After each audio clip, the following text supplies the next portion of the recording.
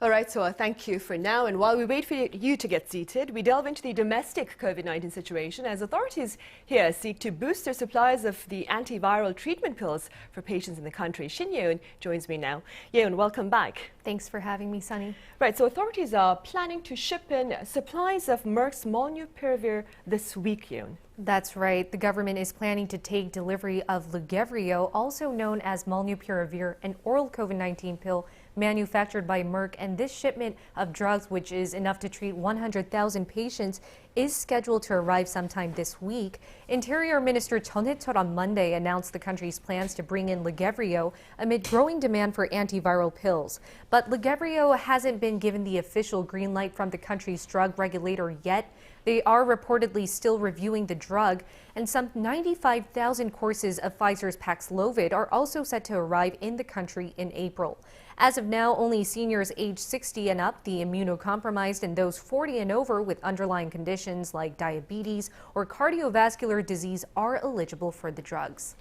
Right, and speaking about drugs, Ye-eun, I understand the country is reporting a severe shortage in drugs generally across the country amid the surging number of patients recovering at home, right? That's right. Because the government has made at-home recovery the norm, most of the population had to buy their own drugs. In other words, those infected would call up local hospitals or clinics, which would then prescribe medication for those looking after them to pick up. But the problem was that there weren't enough drugs to hand out, not even cough medicine, because of an explosion in demand among those infected with COVID-19 or people reporting COVID-19-like symptoms.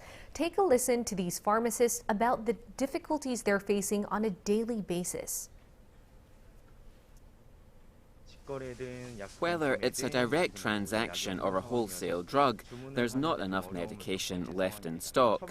While there are more prescriptions, we're running out of both specialized and general drugs. We can't place additional orders now because they won't come, so I have to dispense medicine with similar compounds. But I'm panicking because I can't do that forever. Of the 40 years since I opened this pharmacy, I've never faced this kind of situation before. And it's not just pharmacies, but also crematoriums that are struggling to cope with the surging demand. Because we're seeing more deaths from COVID, many crematoriums are operating day and night. And typically, mourners held a 3-day funeral before cremating their loved ones. But because crematoriums are fully booked, mourners now have to wait a total of 5 or 6 days before the remains can be cremated and laid to rest. And authorities say they would consider building extra crematoriums and funeral homes if this situation continues. Take a listen to this manager at a crematorium in Incheon who's been cremating 100 bodies a day. We've already added 30 more cremation slots a day. I don't know how longer we can handle this because all of our workers are exhausted. Right, and we have more on that particular reality later on in our program. Also, Ye-eun, I hear another study shows that more Koreans are fatalistic about the future course of Omicron here.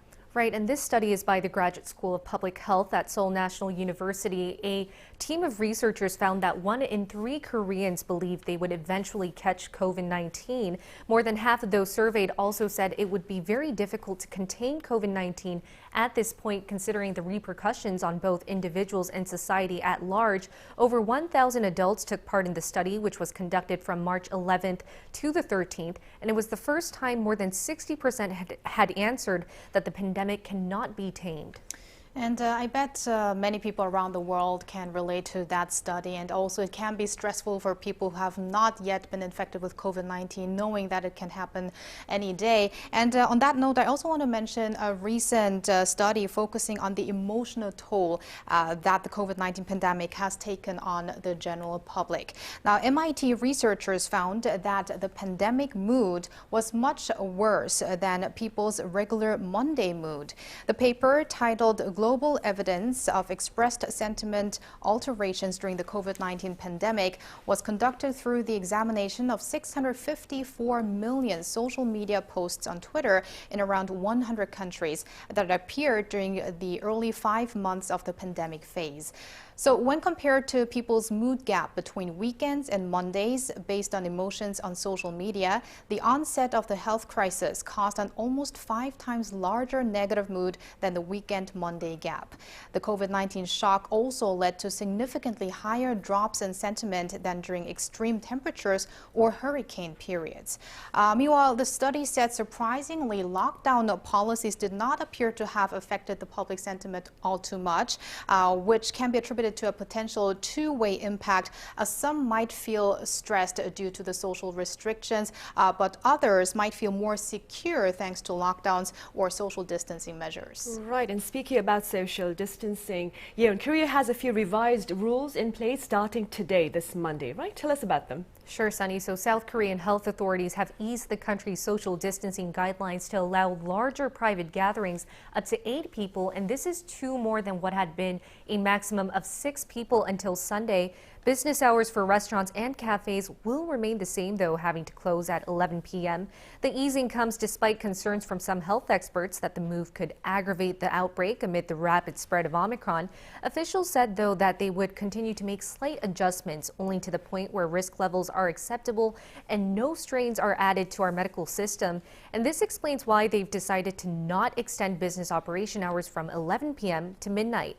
And more measures have been eased specifically for those who have been fully vaccinated. From Monday, travelers who have been fully vaccinated in Korea or abroad will be able to enter the country without spending 7 days in quarantine. Those who have been vaccinated overseas must submit a proof of vaccination to a public health center, though.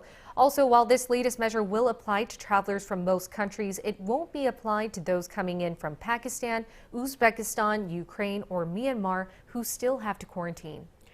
Right, I see you. Thank you for the detailed domestic coverage. I'll see you back here on Tuesday. That's tomorrow. Yes, thank you so much.